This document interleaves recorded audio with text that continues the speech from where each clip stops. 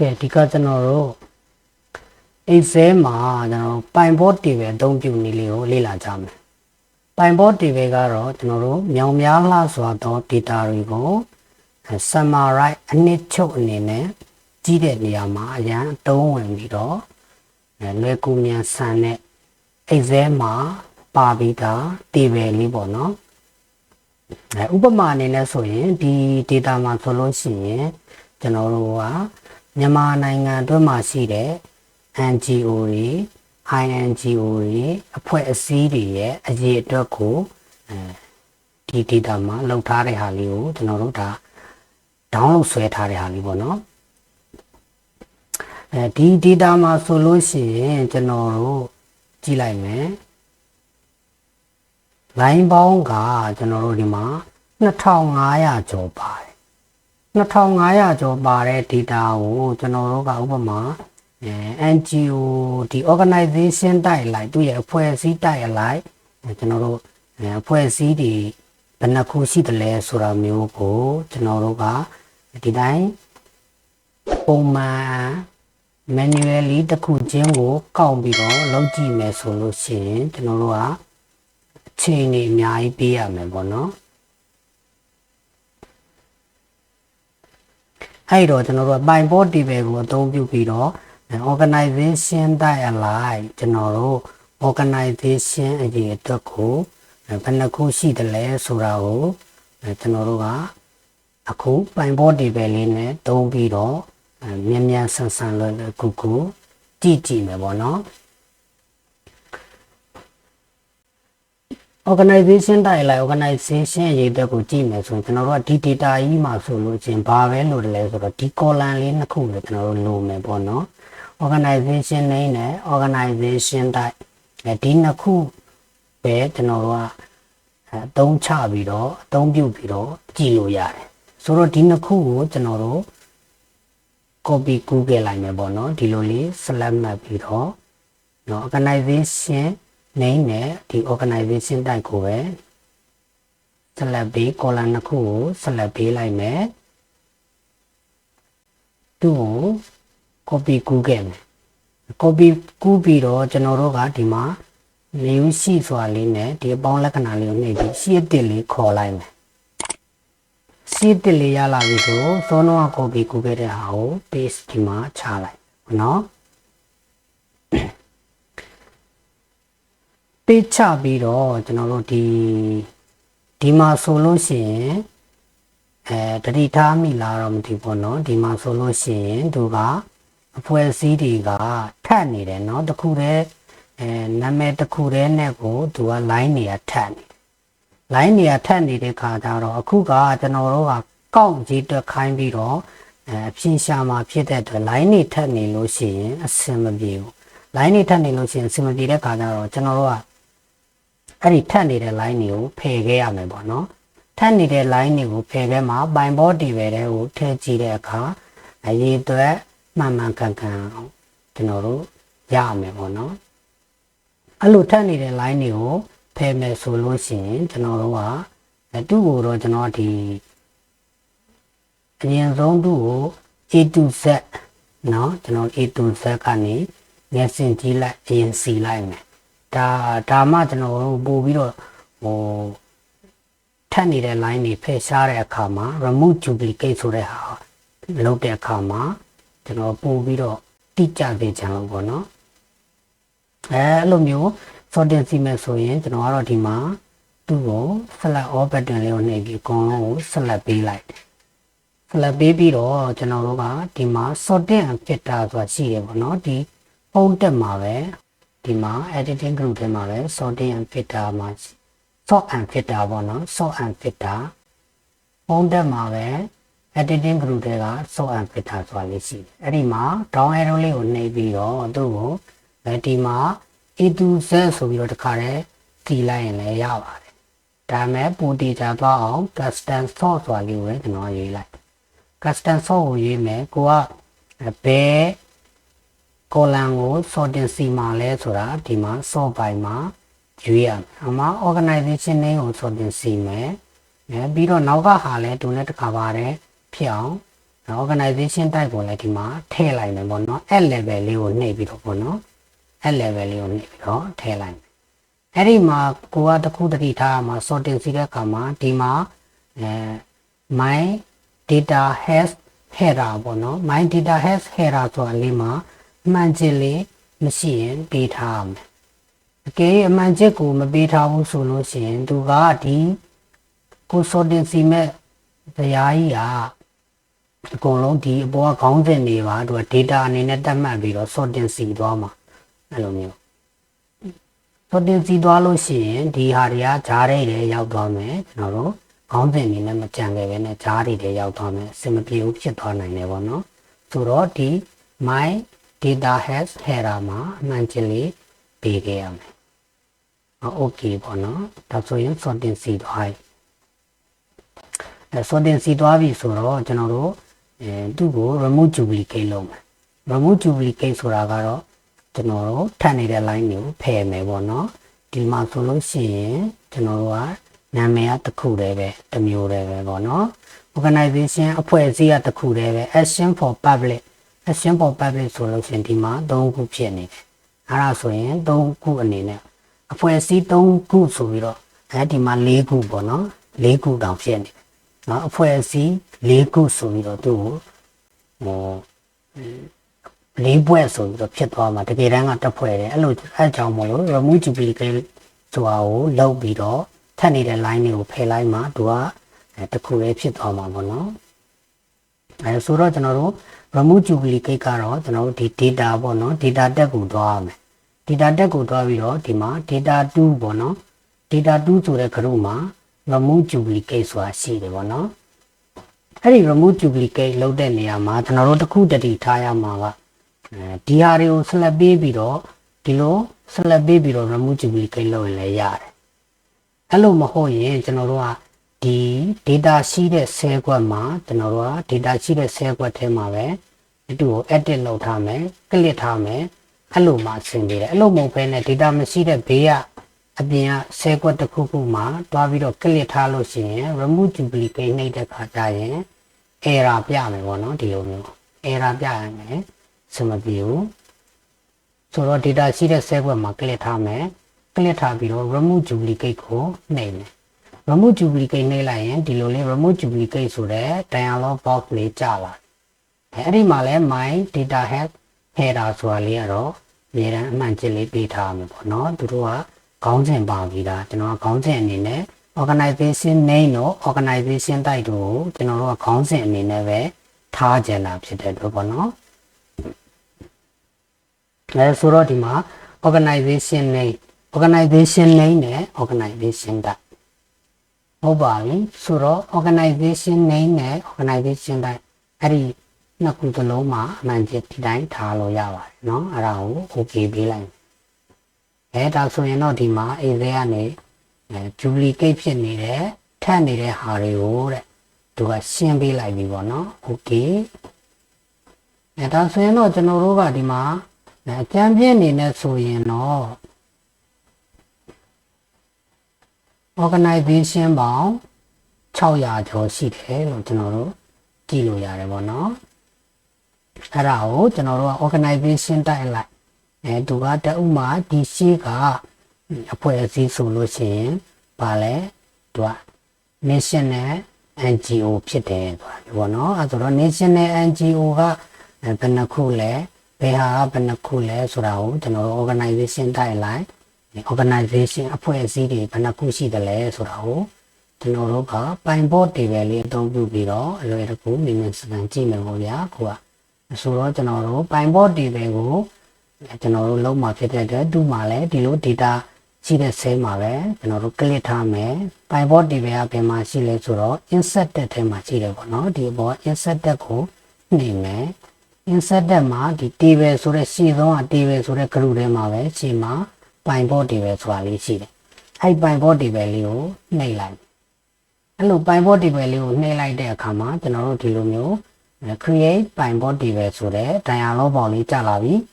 အဲ့ဒီမှာကျွန်တော်ဒီအောက်က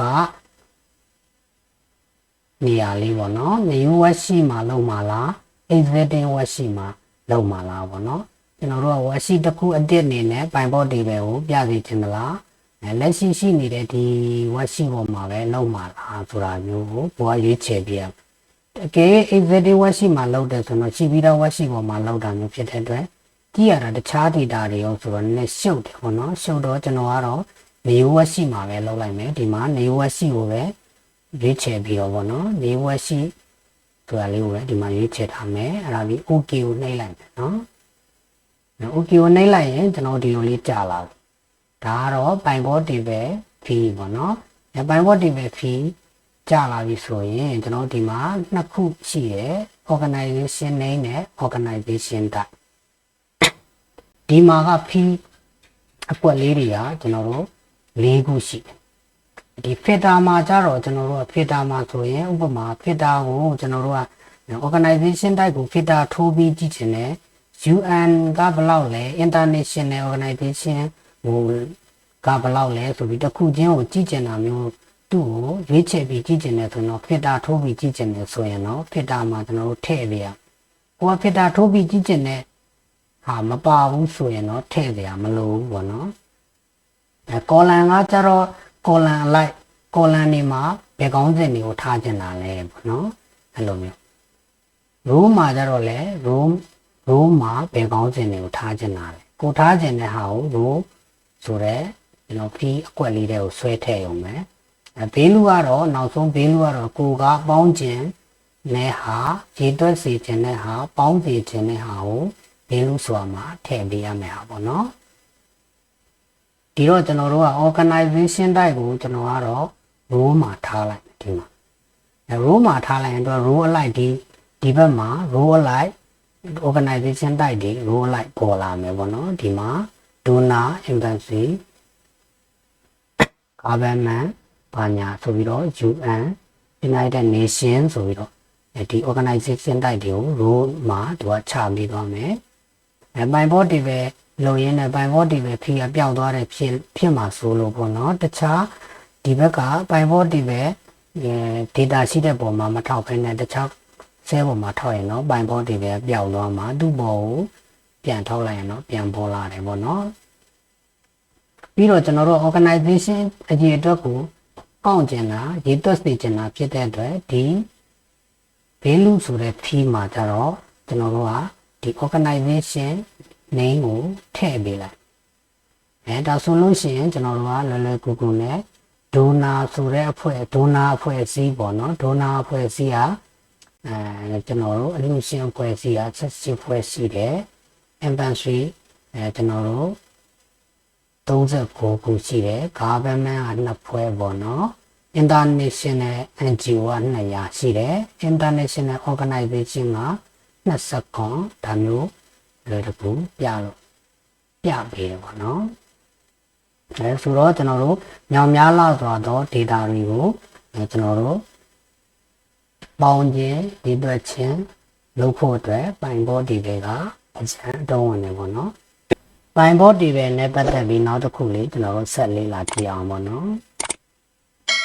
ဒါကတော့ကျွန်တော်တို့ save အယောင် data လေးတစ်ခုပေါ့နော်ဒါလည်းကျွန်တော်တို့က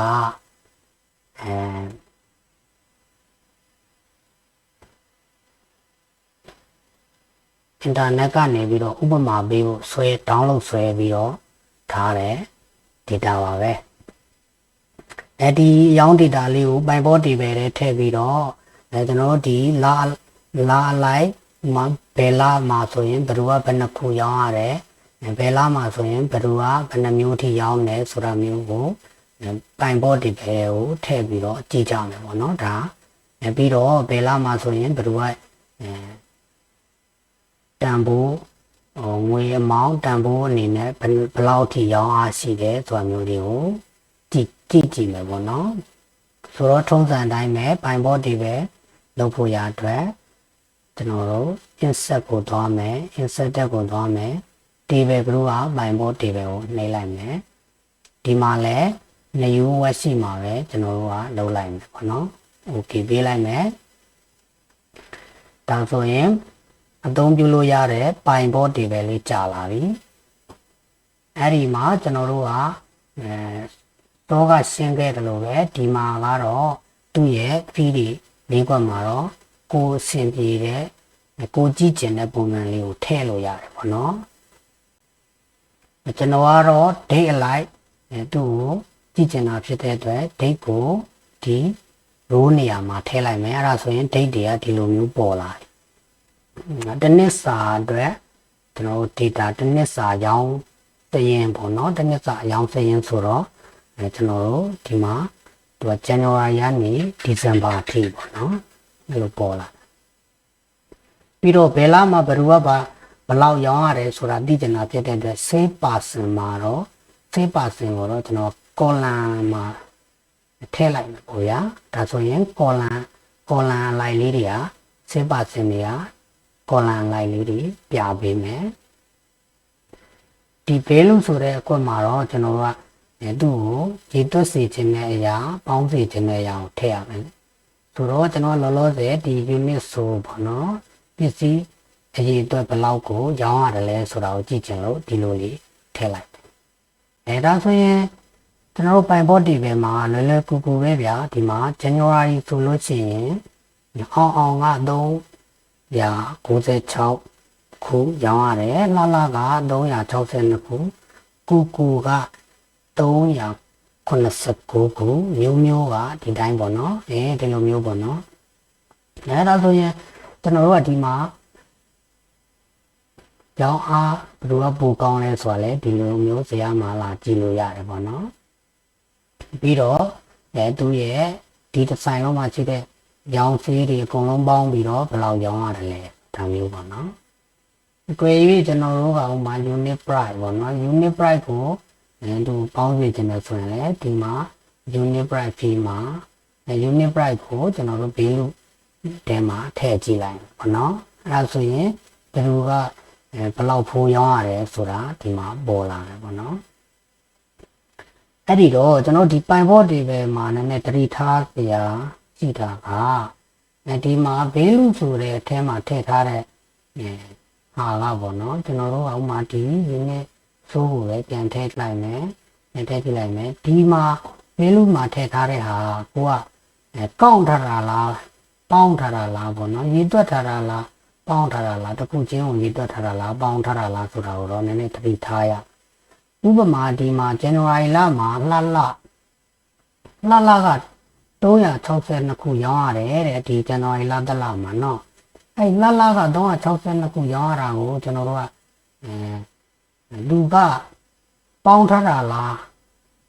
ရေတွက်ထားတာလားပေါ့နော်ပေါင်းထားတာဆိုရင်တော့အဆင်ပြေတယ်ပေါ့နော်သူ့ကိုပေါင်း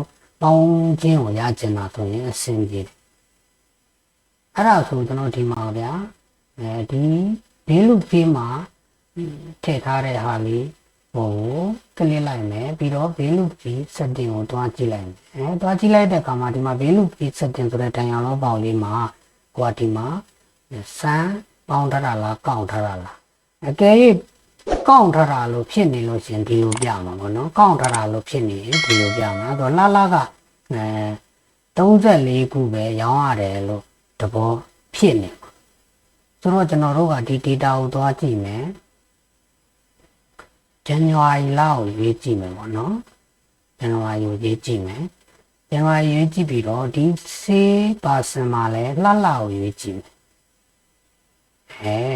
လှကိုရွေးကြည့်တဲ့အခါမှာသူက34ခုပဲရောင်းထားတာတော့မဟုတ်ဘူးပေါ့နော်ဒီတရက်မှာပဲ10ခုဒီတရက်မှာပဲ12ခုဆိုတော့ဒီလိုမျိုးဖြစ်နေတာဒီလိုမျိုးဖြစ်နေတယ်ပေါ့နော်အဲဆိုရင်ဒီဟာကကောက်ထားတာဒီဆက်ကောက်ထားတယ်ဆိုလို့ရှိရင်သူကဒီ10ခုဆိုတဲ့ဆက်ကွက်ကိုလည်း1အနေနဲ့ကောက်မယ်12ခုဆိုတဲ့ဆက်ကွက်ကိုလည်းသူက1အနေနဲ့ကောက်မယ်ဆိုတော့1 2 3 4တစ်ကွက်ကို1အနေနဲ့ပဲကောက်သွားမှာဆိုတော့အဲ့လိုကောက်ထားလို့ရှိရင်သူ့ရဲ့ပေါင်းခြင်းကိုမရဘဲနဲ့သူ့ရဲ့ကောက်ခြင်းဆက်ကွက်သူ့ရဲ့အရေးအတွက်ကိုကောက်ခြင်းပုံစံမျိုးလေးပဲရမှာဖြစ်တဲ့ဒီအောက်မှာကောက်က34စမ်းဆိုရင်တော့360နဲ့လို့ပြတယ်ပေါ့နော်အဲ့လိုဖြစ်နေအဲ့ဆိုတော့ကျွန်တော်တို့ကအကယ်၍ဒီမှာကပေါင်းခြင်းကိုရခြင်းလဲဆိုရင်ဒီဘေးလူဖီမှာရှိတဲ့ကျွန်တော်တို့ထည့်ထားတဲ့ data လေးပေါ့ ကလစ်နှိပ်ပြီးတော့ဘယ်လိုပေးဆက်တင်ကိုသွားရမယ်သူကိုစမ်းဆိုတာလေးကိုရွေးပေးရမယ်ပေါ့နော်ဒီမှာစမ်းဆိုတာလေးကိုရွေးပေးပြီးတော့ okay ပေးလိုက်မယ်ဒါမှကျွန်တော်တို့ကပေါင်းခြင်းကိုရမှာပေါင်းခြင်းကိုရမှာနော်ပြီးတော့နောက်တစ်ခုကကျွန်တော်တို့ဒီဘက်မှာလားလိုက်ကြည့်ခြင်းနဲ့ဒီမှာကတော့လားလိုက်တန်းပြီးတော့ပြထားတာဖြစ်တဲ့အတွက်ကျွန်တော်တို့ကအဆင်ပြေတယ်အကယ်၍သူကဒီလိုမျိုးလားလိုက်မဟုတ်ဘဲနဲ့ပေါ့နော်ဒီမှာကျွန်တော် ungroup လုပ်လိုက်ဒီလိုမျိုးဖြစ်နေတယ်ပေါ့နော်လားလိုက်မှုပဲဒီလိုမျိုးဖြစ်နေတယ်ဆိုလို့ရှိရင်ကျွန်တော်တို့ကြည့်ဒီလိုကြည့်ကျင်တာမဟုတ်ဘူးကျွန်တော်တို့လားလိုက်ကြည့်ကျင်တာဆိုရင် group ဖွဲ့လို့ရတယ်အကယ်၍ဒီလိုဖြစ်နေခဲ့ရင်ပေါ့နော်သူ့ပုံကို date ပုံကိုအခု date ရှိနေတဲ့ server ပေါ်မှာ click ပြီးတော့ right click နှိပ်မယ် right click နှိပ်ပြီးရင်ကျွန်တော်တို့ကဒီ group ဆိုတာလေးကိုနှိပ်လိုက် group ဆိုတာကိုနှိပ်လိုက်လို့ရှိရင် group pin ဆိုတဲ့တိုင်အောင်လောက်ပေါ့လေးကြာလာမယ်ယခုလိုလေးပေါ့နော်ခုလိုလေးကြာလာတဲ့အခါမှာကျွန်တော်တို့က man လိုက်လားလိုက်ဆိုရင်ဒီ man ကိုရွေးပြီးတော့ဒီလိုလေး group ဖွဲ့ရမယ်ပေါ့နော်အကယ်၍ကျွန်တော်တို့ကquarter လိုက်ဆိုလို့ရှိရင် quarter ကိုရွေးရမယ်ပေါ့နော်အန်ကုန်းနေမယ်အကယ်၍ကျွန်တော်တို့က quarter လိုက်ဆိုလို့ရှိရင် quarter ကိုရွေးပြီးတော့ quarter ကို select လုပ်ပြီးတော့ရွေးချယ်ပြီးတော့ကျွန်တော်တို့ okay ပေးလိုက်ဒါဆိုရင် quarter လိုက်တစ် quarter ပထမဆုံး quarter မှာဒီလိုပေါ့နော်တစ်နှစ်မှာကျွန်တော်တို့၄ quarter ရှိတာဆိုတော့သူက quarter ၄ခုခွဲပြီးတော့ဖော်ပြမယ်ပေါ့နော်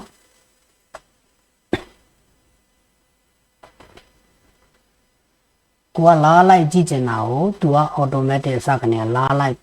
တစ်ခါတည်းပေါ်ရင်တော့ကိစ္စမရှိဘူးပေါ့နော်အကယ်၍တစ်ခါတည်းမပေါ်ပဲခုလိုမျိုးပဲသူတို့ကတရချင်းစီလိုက်ကလေးတွေပေါ်နေတယ်ဆိုရင်သူ့ရဲ့ date ပေါ်မှာ right click နှိပ်ပြီးတော့ group ဖွဲ့မယ်ပေါ့နော်လားလိုက်လားကွာတားလိုက်လားရီးအားလိုက်လားပေါ့နော်ဒီလိုလေးဖွဲ့လိုက်ရင်တော့လားလိုက်ပေါ်လာပြီလားလိုက်ဆိုလို့ရှိရင်ကဲဘယ်သူကဘယ်လာမှာအများဆုံးရောင်းရတယ်လဲဒါမျိုးကြည့်ပြီးတော့လဲကျွန်တော်တို့ကသူ့ကိုရောင်းဝင်တာသူကျစုလို့ပါတော့ဒါမျိုးပေးတာမျိုးတွေပေါ့နော်လုပ်လို့ရတယ်အဲ့တော့ကျွန်တော်တို့ကဒီလိုမျိုးတစ်နှစ်လုံးစာဒီ data ကြီးကိုကျွန်တော်တို့ကပိုင်ဖို့ဒီပဲမတုံးမဲနဲ့ဒီတိုင်းတစ်ခုချင်းစီကိုလိုက်ပြီးတော့လုပ်နေမယ်ဆိုလို့ချင်းရမ်းကြမယ်ချိန်နေအများကြီးပေးရမယ်ပေါ့နော်ဆိုတော့အခုလိုမျိုးလေးပဲပိုင်ဖို့ဒီပဲလေးတွေကိုထည့်ပြီးတော့ဒီလိုမျိုးကြည့်လို့ရှိရင်ရှင်းရှင်းလင်းလင်းမြန်မြန်ဆန်ဆန်နဲ့လွယ်လွယ်ကူကူကြည့်လို့ရမယ်ပေါ့နော်ကျွန်တော်ရဲ့ channel လေးကိုလည်း like and subscribe လေးလုပ်ပေးပါ